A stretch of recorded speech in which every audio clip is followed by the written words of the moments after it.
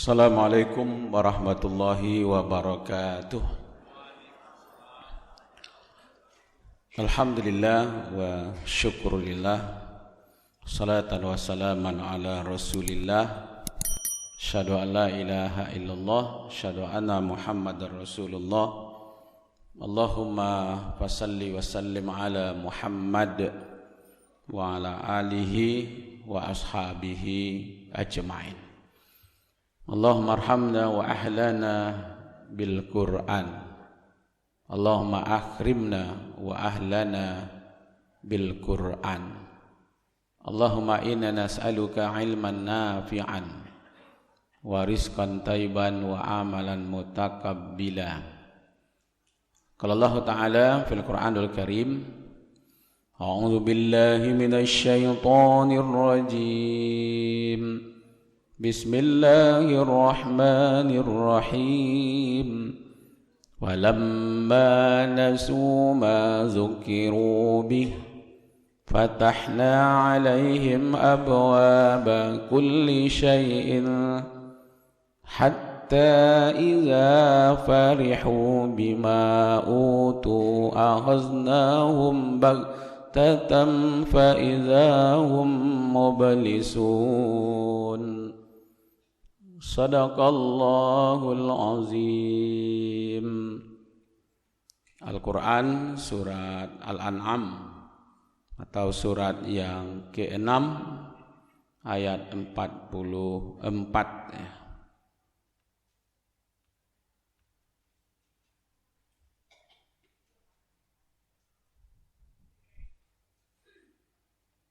Terjemahannya, berlindung kita kepada Allah dari godaan setan yang terkutuk atas nama Allah yang Maha Pemurah lagi Maha Penyayang. Maka tak kala mereka melupakan peringatan yang telah diberikan kepada mereka, kami di situ adalah Allah, membukakan semua pintu-pintu kesenangan untuk mereka. Sehingga apabila mereka bergembira dengan apa yang telah diberikan kepada mereka, maka kami siksa mereka dengan sekonyong-konyong. Maka ketika itu mereka terdiam dan berputus asa. Al-Quran surat Al-An'am surat yang ke-6 ayat 44. Bapak Ibu yang kita muliakan, malam ini kita akan membahas satu ayat, yaitu surat Al-An'am ayat 44. Nah, informasi ayat ini adalah tentang orang-orang yang melupakan peringatan Allah. Ya, sebagian ulama mengatakan ayat ini turunnya di Madinah. Maka dia masuk bagian surat Madaniyah, ya, memberi peringatan kepada manusia ya yang masih melupakan Allah, membangkang kepada Allah. Akhirnya Allah lepaskan saja. Okelah, kalau diberi peringatan tidak mau, ditagah tidak namua, dilarang tidak terlarang, maka itu cibolah. Jagie bana, ya kan? Ini bukan sayang pak. Samulo jo pak ibu-ibu kalau jo anak diajah ndak namua, dilarang ndak namua, diingin ndak namua, alai, terserang lah, kok kamangang, ya ndak?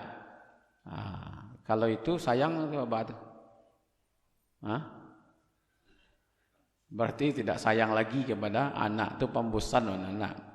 Jadi Allah mengingatkan bagi orang-orang yang sudah diberi peringatan, ya kan, ini kebaikan, ini keburukan, sebagai manusia ini yang harus dilakukan, tapi ternyata mereka tidak mengindahkan peringatan itu. Maka kata Allah, fatahna alaihim, kami bukakan kepada mereka ya kan, pintu-pintu, ya kan, yang kadang-kadang semakin hari semakin sibuk, ya kan, semakin hari semakin jauh dari Allah, ya kan, tapi kesenangannya luar biasa, ya kan. Cuman kata Allah, setelah kami beri mereka gembira seperti itu, lalu kami sentakkan, kami berikan kepada mereka siksaan sekonyong setiba-tiba, baru tataku alai,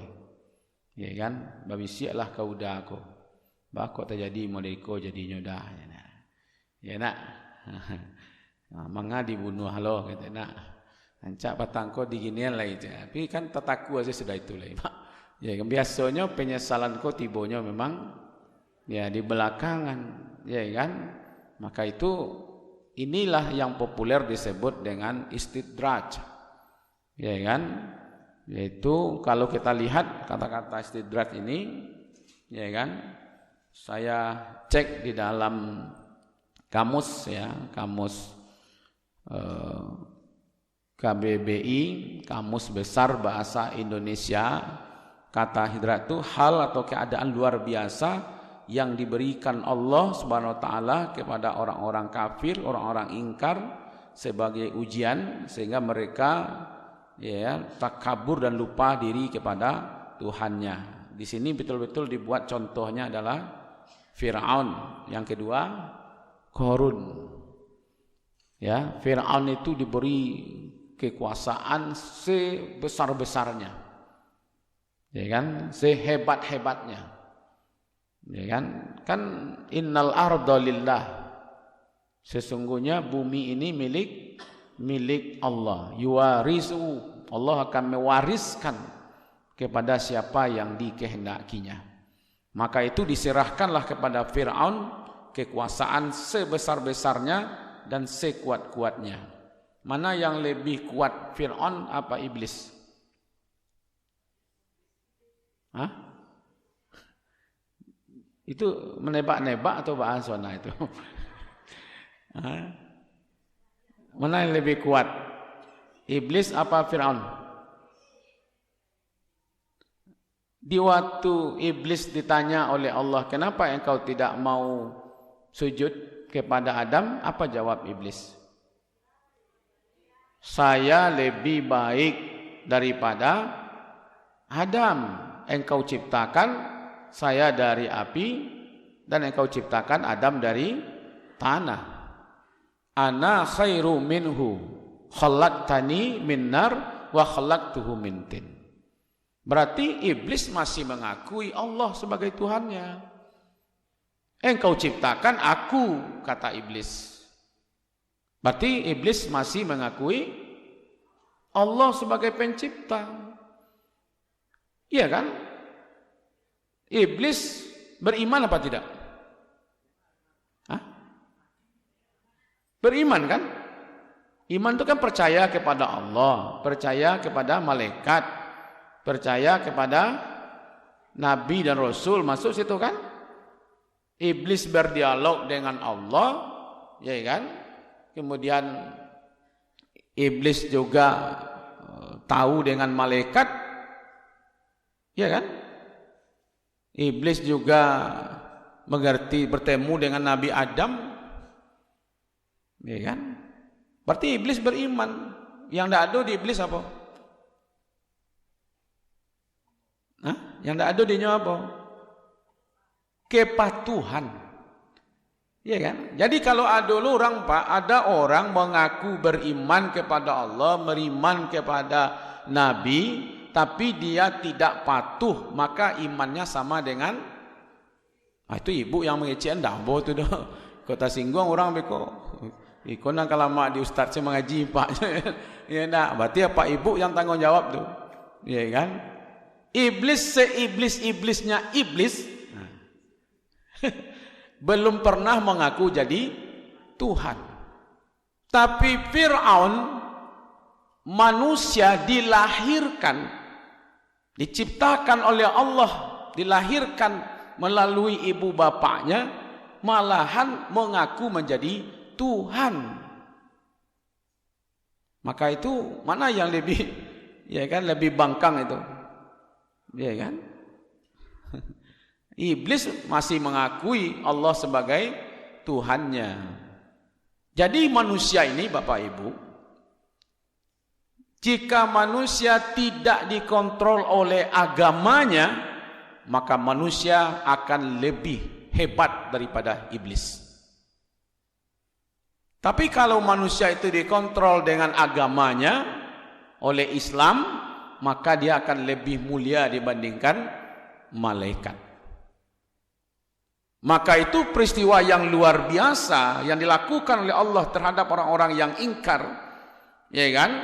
Karena kesombongan mereka, maka itulah yang disebut dengan istidraj. Ya kan? Kalau bahasa sederhananya adalah begini Pak.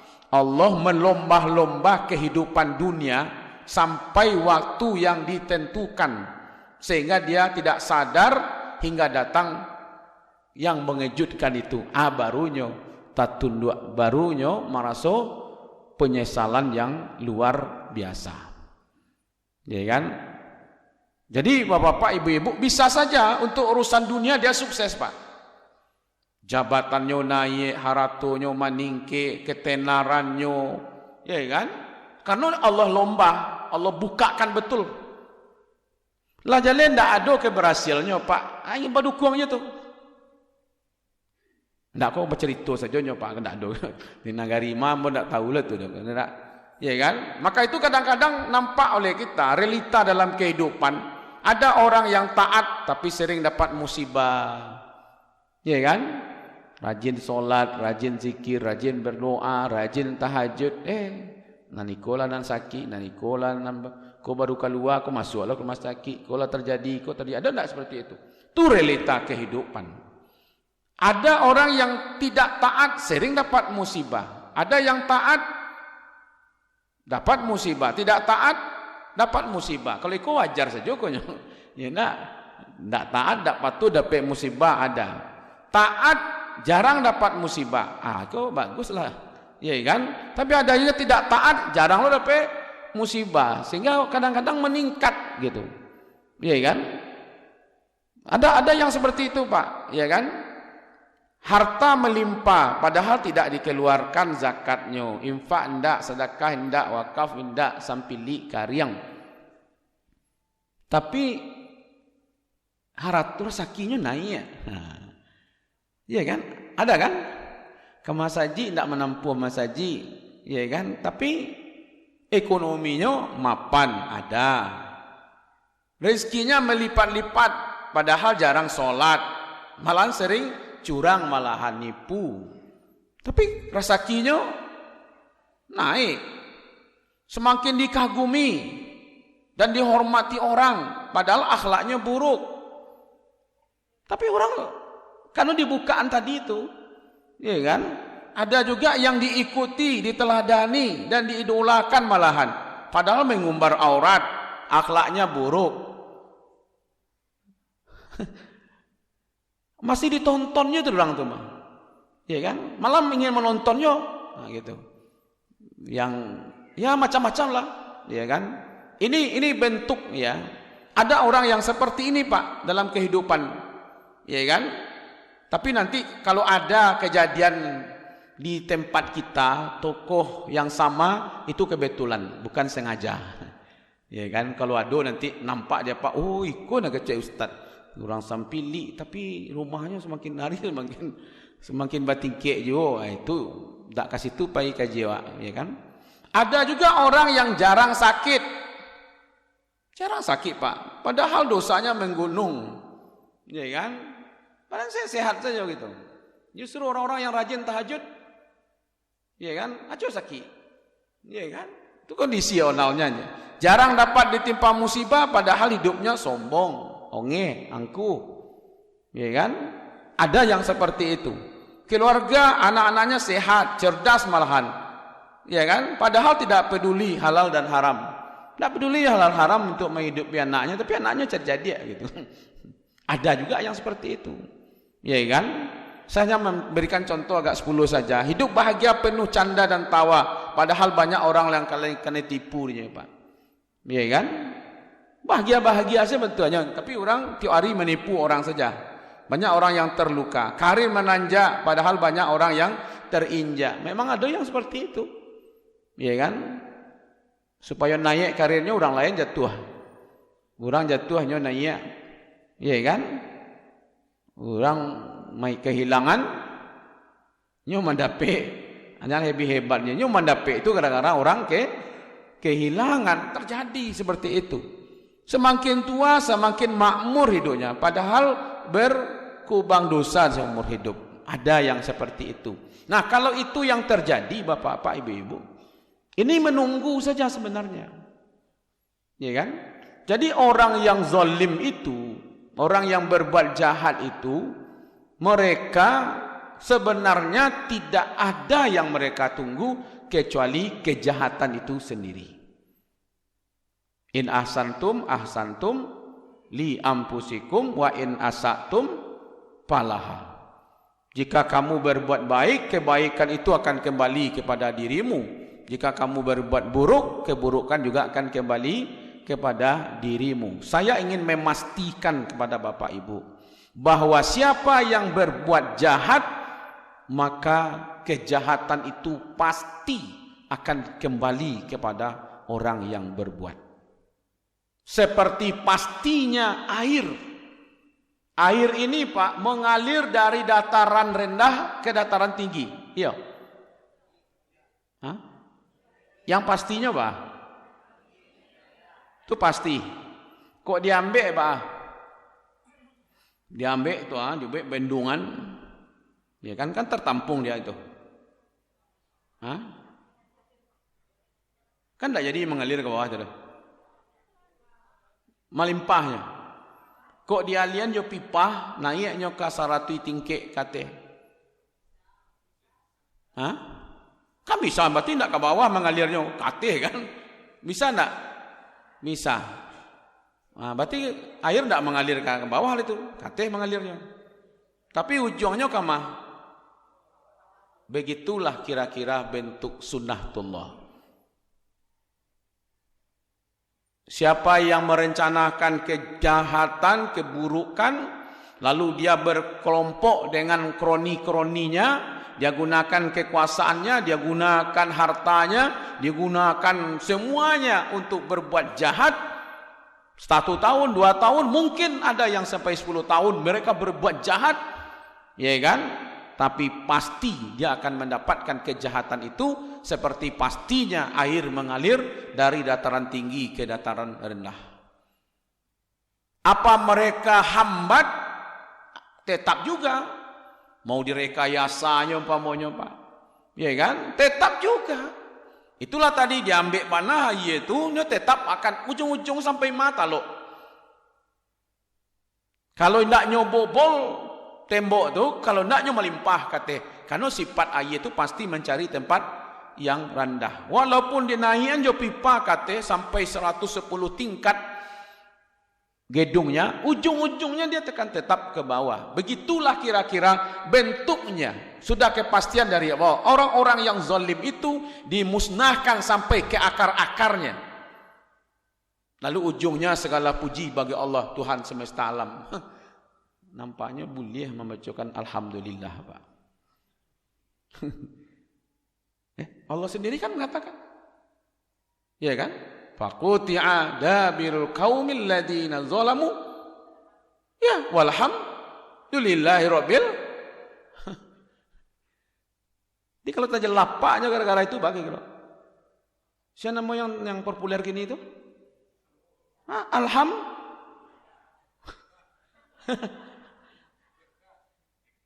Nah, kalau menurut ayat ini kan ada wawunya ini. Ada orang-orang yang zalim lalu dimusnahkan, dihancurkan oleh Allah sehancur-hancurnya. Lalu ujungnya maha terpuji Allah Rabb sekalian alam. Maka ada orang yang zalim, ada orang yang dizalimi, karena orang yang dizalimi ini tidak bisa membalas karena kekuatannya tidak ada. Lalu dia minta kepada Allah, hancurkan sehancur-hancurnya. Karena Allah sendiri yang mengatakan, orang yang zalim itu akan kami hancurkan sehancur-hancurnya. Lalu diminta kepada Allah, ya Allah, kami tidak sanggup membalas kezaliman ini, maka engkau hancurkanlah mereka sehancur-hancurnya. Apa salahnya? Itu yang paling berbahaya, Pak. Kalau ada orang yang kita zalimi, mereka tidak membalas kezaliman itu, tapi dia minta kepada Allah, ini yang paling berbahaya. Dan itu yang terjadi, Pak. Di muka mata, kau kezalimannya, kau nanti jadi gini ya. Kan nampak. Kalau mau jale-jale, situnya, Pak. Pasti ini adalah bentuk apa yang di surat Al-An'am ayat 45. Iya kan?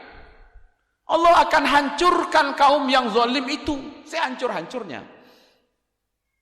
Kalau tidak percaya, carilah di bumi kau. Berhadapan Nabi Muhammad dengan Abu Lahab, Abu Jahal, dihancurkan Abu Lahab, Abu Jahal sehancur-hancurnya. Berhadapan Nabi Musa dengan Fir'aun, Fir'aun dihancurkan sehancur-hancurnya. Cuma disediakan sedikit bentuk tubuhnya supaya menjadi pelajaran bagi orang yang berikutnya. Berhadapan Nabi Ibrahim dengan Namrud, dihancurkan Namrudnya. Kaum Ad, kaum Samud, kaum Nuh. Ya kan? Malah bukan hanya orangnya saja yang dihancurkan oleh Allah. Jo tampe tinggalnya, jo buminya tampe tinggal itu dihancurkan oleh Allah. Maka itu Bapak, Ibu-ibu, belahan bumi yang paling buruk adalah kalau di situ pernah terjadi azab Allah. Pernah dengar Ethiopia? Ethiopia, negeri kaya apa miskin? Padahal dia hampir sama dengan Cina sekarang. Hampir sama dengan Eropa hari ini. Sama dengan Amerika pada masa itu. Kalau Bapak Ibu baca sejarah dari mana Abraha itu datangnya dari Ethiopia, Pak. Dari Ethiopia itu. Dia panglima perang sebenarnya. Tapi dia melebihi dari kekuasaan dia sendiri. Akhirnya Allah hancurkan sehancur-hancurnya. Lalu di ujung ayat, walhamdulillahi rabbil alamin. Tapi mambanah Bapak, kok ada kawan batuk-batuk di sebelah rumah, alhamdulillah. Ikut sabanah, aja capek bana, ya kan? Kenapa demikian Bapak Ibu? Karena Allah ingin katakan kepada kita, tidak usah engkau lawan orang zalim itu. Orang yang berbuat jahat dengan kita tidak usah kita lawan. Yang akan menghancurkan mereka adalah Allah. Itulah yang dikatakan oleh Allah kepada Nabi Musa.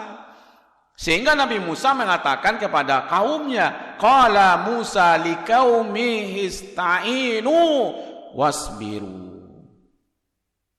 Ingat ketika Musa berkata kepada kaumnya, minta tolonglah kepada Allah dan bersabarlah. Jadi Allah ingin mengatakan kepada kita, kalau ada orang yang zalim, minta tolonglah kepada Allah, lalu tunggu kejatuhannya. Siana menyangkuh batang gopak, taungkai sadonya. Ada tak pikir dia Bapak Ibu-ibu? Ikulah punya karajo sadonya. Ya kan? Dan yang keroknya itu terjadi begitu semuanya, hebat.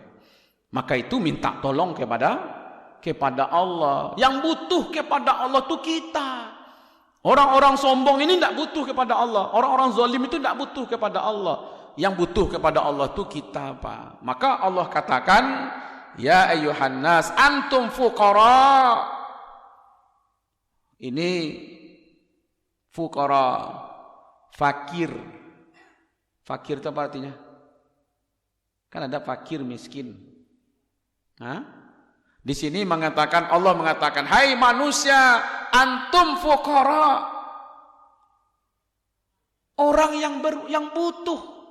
Jadi sebenarnya orang fakir adalah orang yang butuh. Jadi tidak selalu orang yang terbungkuk, ya kan? Walaupun dia kaya, Pak, tapi dia butuh orang lain. Manusia itu semuanya fakir ilallah. Jadi kata, hai manusia, kamu itu butuh kepada Allah. Nah, tolong angkat tangan yang tidak butuh kepada Allah. Sekurang-kurangnya beko Pak, kalau lah tiba musibah, baru terasa butuhnya kepada Allah. Wallahu wal ghaniyul hamid. Sesungguhnya dan Allah itu maha kaya. Ya kan? Yang kita yang butuh kepada Allah. Jadi Bapak-bapak, Ibu-ibu, ini pesannya sebenarnya kepada kita. Apapun yang kita dapatkan, ya kan? Ma indakum yanfadu wa ma indallahi baqin. Apa yang ada di tanganmu akan hancur. Mentang-mentang kaya itu akan habis. Mentang-mentang punya jabatan, gini kok, ya kan? Mau di bahu lah bintangnya Pak. Dulu orang baca lihat tu, alhamdulillah boleh tak pernah Bapak Ibu. Bangga mana tu? Kalau lah bapoto nan punya bintang kok. Dibuat kacau rancak-rancak Pak. Kondak bapajang di ruang tamu. Ya kan? Kalau indak di kadai di toko. Tanggung bangga betul. Kini bintangnya tangganya kawan. Ya enggak? Ada tak seperti itu? Ada. 5 tuh. Ya kan? Di plus 62. Ya kan? Kan kalau percaliannya kawan. Ya kan? Seolah-olah Allah ingin katakan kepada kita. Ya kan? Harta, jabatan, pangkat, kedudukan, posisi, semua itu akan ada masanya. Tidak bermanfaat. Kan ini yang ingin dipesankan oleh Allah. Kamu butuh kepadaku, aku ini yang kaya, kata Allah. Ya kan? Aku ini yang maha terpuji. Janganlah terkagum-kagum kepada orang yang kaya, kepada orang yang berpangkat, berjabatan, segala macam. Kenapa? Karena yang maha terpuji itu adalah Allah, yang maha kaya itu adalah Allah. Maka kita bergantunglah kepada Allah dan jangan pernah bergantung kepada manusia. Kenapa? Kata Allah, wattaqu yauma la tajzi nafsun an nafsin sayyi'a. Akan ada masanya nanti. Ya kan? Akan ada, Pak. Yauma la yanfa'u malu wala banun. Akan ada masanya nanti tidak lagi bermanfaat apa yang kita miliki. Kan itu yang katakan. Ya kan? Wattaqu, berhati-hatilah kamu. Takutlah kamu yauma, suatu hari nanti, la tajzi nafsun an nafsin sayyi'a, yang pada hari itu seorang tidak dapat lagi menolong saudaranya, temannya, anaknya, ya kan? Harta tidak bisa lagi menjadi andalan bagi kita. Jabatan tidak bisa lagi menjadi andalan. Pangkat tidak bisa lagi menjadi andalan. Ya kan? Ada masuknya. Itulah nampak dah Pak. Di mana garisnya tadi itu? Di plus 62. Kalau nampak di mata Pak. Yang dibangga-banggakan harato. Kok kejadiannya? Yang dibangga-banggakan jabatan. Malah ada yang mengatakan mendengar namanya saja Pak. Tiba ketakutan orang itu. Ya kan? Tapi orang-orang yang takut itu orang-orang yang tidak takut kepada Allah loh. Ya kan? Perjudian di backing, pelacuran di backing, apa lagi? Narkoba di backing. Ya kan? Pokoknya kalau tiba kau bajudi di siku ada orang datang-datang kemari iko wilayah sianu. Nah, lah tu. Memang ngeretek sih orang menengah tu. Tapi nama ngeretek itu orang nak pergi ke situ loh Pak. Nan awak ndak ke situ mengalok ngeretek nak. Ya kan? Akan ada kata Allah harinya, maka Allah dikatakan wattaqu. Ya kan? Jagalah dirimu dan takutlah kamu, hati-hatilah. Ketika kita mendapatkan harta, ketika kita mendapatkan pangkat jabatan dengan cara yang tidak halal, Allah ingin mengancam manusia yang seperti itu. Suatu saat nanti akan ada waktunya, akan kami hancurkan sehancur-hancurnya. Dan itu tidak kini Pak, Allah banyak kejadian seperti itu. Cuman kan orang tidak sadar Pak. Kecil Pak sadar setelah kejadian itu. Nama maliang je, nama memeras je Pak. Ya kan? Tak ada. Apa berubah perangai manusia indah? Ada yang tersenyum-senyum, Ya kan? Menyikapi kasus itu ada yang tersenyum-senyum mereka. Ya kan? Bahkan tersenyum-senyumnya selama pangainya. Ya kan? Ada malah ada jemaah aku yang angin-angin dingin mendengarkan pengajian Bapak. Akhirnya punya keluar selai. Ya kan? Karena perangainya sama. Ini berada di tempat yang salah. Ya kan? Nah, seperangai. Cuman ada yang dibukaan, ada yang tidak dibukaan. Sekurang-kurangnya belum dibukakan. Biasanya Bapak Ibu, ya kan, kita baru sadar itu adalah suatu mimpi bila? Hah? Kalau tak jago maka kau tahu, oh mimpi mbok kironya yo gitu ya. Kan begitu ya. Maka itu Bapak Ibu, orang yang tidur tidak akan tahu kalau dirinya sedang bermimpi.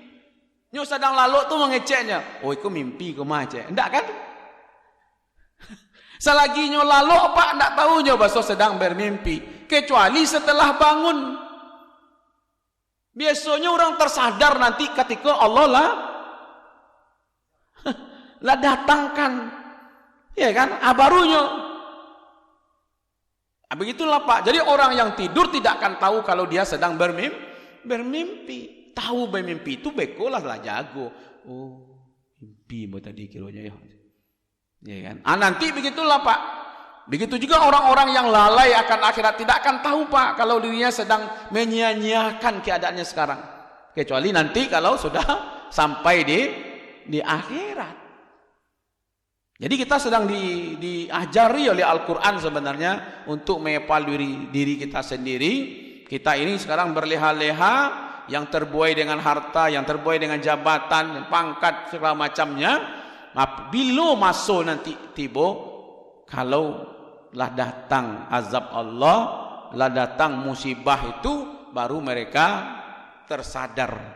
Untung-untung Pak, Allah masih memberi kesempatan untuk memperbaiki diri. Kok indah? Kok langsung dicabut sekali bah kira-kira? Iya kan? Kalau dia diberi kesempatan untuk bertaubat, alhamdulillah. Walladzina idza fa'alu fahishatan aw zalamu anfusahum zakarullah fastaghfaru li dzunubihim wa may yaghfiru dzunuba illallah wa lam yusiru ala ma fa'alu wa hum ya'lamun. Kalau mereka terlanjur berbuat kezaliman, lalu mereka ingat kepada Allah, alhamdulillah Pak, baru mimpi buruk langsung tak jago. Ya kan? Alhamdulillah, adalah waktu bagi mereka untuk bertaubat, ya kan? Maka itu yang kita butuhkan Bapak Ibu sekurang-kurangnya. Coba lihat, ada 3 ini tidak dalam kehidupan kita. Bersyukur ketika mendapatkan nikmat. Tahu kalau itu adalah suatu nikmat. Dalam surat Ad-Duha yang terakhir apa? Surat Duha.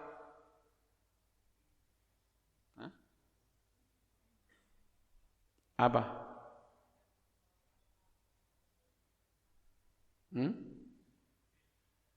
Apa terakhirnya?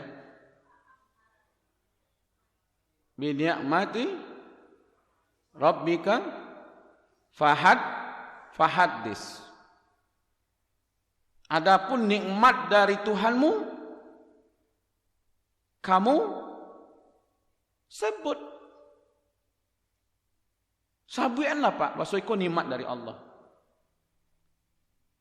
Kecen ke orang, ibu ulah membangun rumah baru. Sabuan, alhamdulillah ibu-ibu, bapak-bapak, Allah lah bagi kesempatan untuk anakmu membangun rumah. Ayo datang ke rumahmu, berbagilah di rumah itu. Ajak orang makan. Bersenang-senang dengan nikmat itu. Bawa orang lain. Itu maksudnya itu. Adapun nikmat Tuhanmu, kamu bawa orang lain untuk menikmatinya.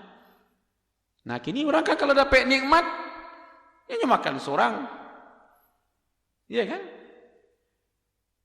Jadi kalau dia dapat nikmat, dia syukuri nikmat itu dengan berbagi dengan orang lain. Kironya rahasianya Pak. Ya kan? kalau ingin bahagia, bahagiakan orang lain.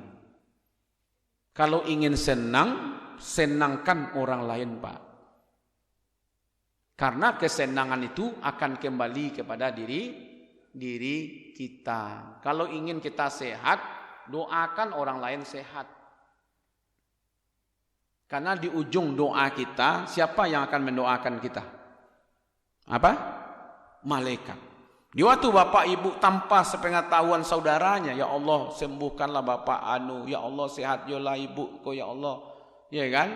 Ya Allah limpahkanlah rezeki untuk keluarga ibu ko, bapak ko, ya Allah selamatkanlah mereka, ya Allah. Berdoalah yang baik-baik walaupun mereka tidak tahu kalau kita sedang mendoakannya. Di waktu kita menutup doa kita, alhamdulillahirabbil alamin, malaikat berdoa kepada Allah. Apa kata malaikat? Ya Allah, semua doa-doanya itu berikan kepada dia, ya Allah.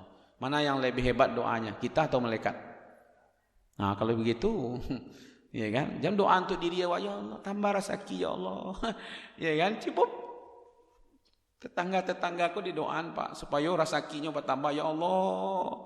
Diberkahi rezekinya, ya Allah, berilah dia anak soleh dan soleha, ya Allah, jadikan cucunya cucu yang soleh, ya Allah, gitu. Lain dari itu ibu-ibu tu. Indah loh dong. Nambah doa untuk siapa? Untuk awak saja, Pak. Ya kan? Padahal di waktu kita berbuat baik kepada orang lain, di waktu kita mendoakan kebaikan-kebaikan untuk orang lain, sebenarnya di ujung doa kita, malaikat mendoakan, ya Allah berikan semua doa itu kepada dia yang berdoa itu, ya Allah. Keindah kalau awak berdoa awak kira, ya Allah tambah rezeki ambo, ya Allah, ya Allah tanyalah pangkit ambo, ya Allah. Apa doa malaikat kira? Anyang saya malaikat aja, Pak. Tak ada dia aminkan malaikat tu. Ya kan? Maka dari itu sebenarnya tebarlah kebaikan-kebaikan, maka kebaikan itu akan kembali kepada diri kita sendiri. Kalau kita menebar ya yang namanya kezaliman, maka kezaliman itu juga akan kembali kepada diri kita sendiri. Untuk evaluasi saja bagi kita supaya tidak kita dapatkan istidrat ini, maka ada 3 tanda kebahagiaan. Pertama, bersyukur ketika mendapatkan nikmat. Baca bersyukur tadi? Berbagi dengan orang lain. Semakin banyak kita berbagi, semakin banyak diberikan. Kebahagiaan itu, Pak, Ibu, kalaulah berbagi wajah orang lain, barunya gadang. Barunya besar kebahagiaan itu. Yang kedua, kalaupun ada cobaan-cobaan sedikit, maka bersabarlah. Yolah rajin wak tahajud, tapi tak jadi jiko, berarti Allah ingin meningkatkan. Ya kan? Tapi jatuhnya kan tidak jatuh tapai, Pak. Nambah bayo itu apa? Jatuh tapai tas lantak sekali habis, sabanta itu lenyap sadonya sekali. Ini kan bagi Allah itu mudah untuk menaikkan orang dan mudah loh untuk menurunkan. Tak ada yang sulit bagi Allah itu. Sabanta saya naik, melejit-lejit siapa? Patang ke baru, ya kan? AKBP baru gini lah tiba. Capek mana, Pak? Ikolah tabali, ya kan? Kiranya langsung sekali, Pak. Alhamdulillah. Hah? Al-Quran tadi nyabi alhamdulillah, ya kan? Ya kan? Nah, yang terakhir, bertaubatlah ketika melakukan kesalahan. Ketika dapat nikmat, alhamdulillah. Ketika mendapatkan musibah, innalillah. Ketika berbuat dosa, bersegera bertaubat. Insyaallah kita akan diselamatkan dari istidrat itu. Mudah-mudahan ada manfaatnya. Mohon maaf, wabillahi taufik wal hidayah. Nasrun minallah wa fatun qarib wa basyiril mu'minin. Wassalamualaikum warahmatullahi wabarakatuh.